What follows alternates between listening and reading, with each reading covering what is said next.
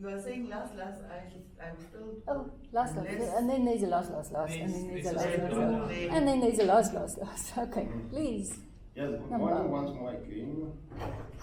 Good morning, my colleagues online. Yeah, yesterday's session, as we started, I was a bit thinking, what does it have in for me? Because I had a lot to think about finance. I was even expecting to see numbers and calculations and all those. But as time goes, I realized that this is a different approach. I even reflected back to local economy and development presented during the level 6 of this program. Then I could make these things that it differs a bit.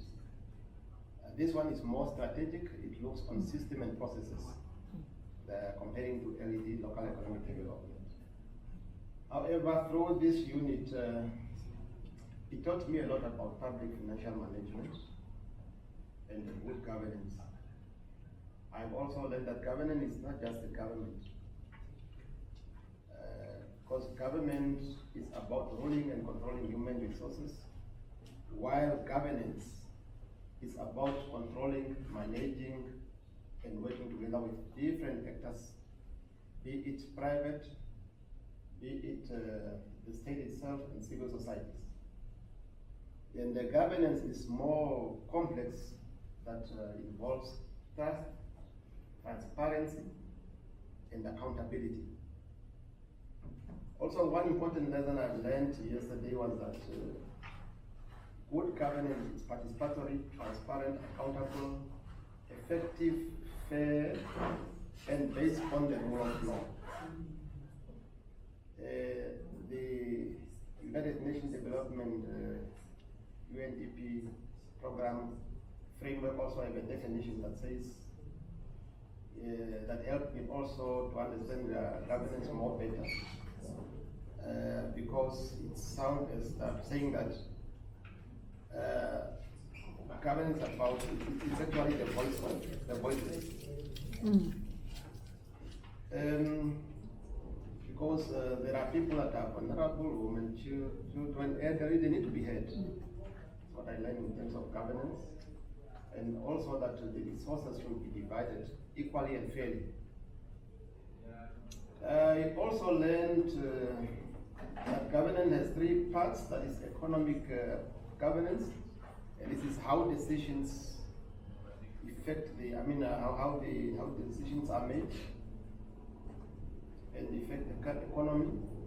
There is a second leg, political governance, how policies are made, and the administrative governance, how policies are carried out or implemented.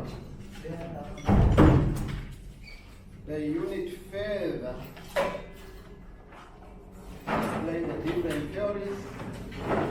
When I go through, I learn about Max Weber theory. Is a bureaucratic theory that shows that the organization can be efficient through rules, hierarchy, and specializations. While Stoker's 5 proposition shows that governance is about network, blood boundaries between the public and private sector, and power dependence and collective actions. The theories also help me understand more governance. But it's just not a simple term, but efficient and constantly changing. It's changing time and then. Yeah, in governance and public financial management, equality ensures that all citizens are treated same, as I said, under the law, and while ensuring that vulnerable groups, so I said poor, youth, they are all supported and they need fully participation in our societies. Without equality, without equity, equality is also nothing. So people might remain behind. If you just apply equality, not considering equity. Inclusivity in governance is key, making sure that all groups in the society, rich, poor, men, women, youth, and elderly, those in urban and rural parts, are part of the decision making and they are part of the country development. It is about fairness, it is about participation, and to also ensuring that nobody is left behind. And this remind me of the late Dr. Hage Geingob, my soul rest in peace, when he used to say, no Namibia should be left behind or should be left out. And this can tell me that his statement or motto of inclusivity, when he used to say inclusivity expels peace. So what he wants to say is that he's leading by showing that he's not just there to make sure that all of people see him as a good person, but he wants everybody to be included in the basket. Looking back to my expectation when I came in this class, as I said, the unit also met my expectation, and it's my belief that more will still come. I know we are not done with the model yet. I wanted to understand the principles of good governance and how they connect to managing public money, as one of my expectations was budgeting. Remember when I had yesterday when you asked what is your expectation, I was looking at budgeting, but now I can see that the public finance management is not just about budgeting and spending, but it's about building a system to promote trust, fairness, and accountability. That's what I learned yesterday. So, might be also to take home, because from here we should go and apply what we have learned from this.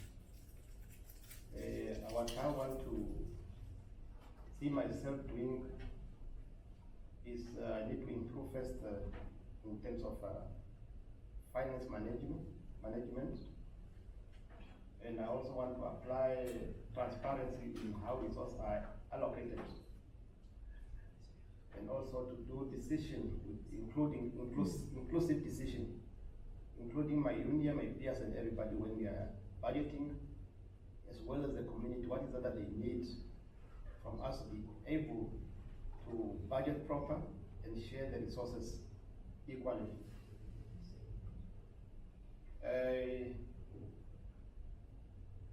The unit showed to me that good governance and public finance management go hand in hand. There is no east direction and west direction, they go same direction. And governments provide a framework while public finance management ensure resources are used wisely and fairly. And I'm sure that my expectations are met. At least I can say now that I'll be able to change somebody, change commander, change leader. That is all I can say, reflecting to yesterday's session.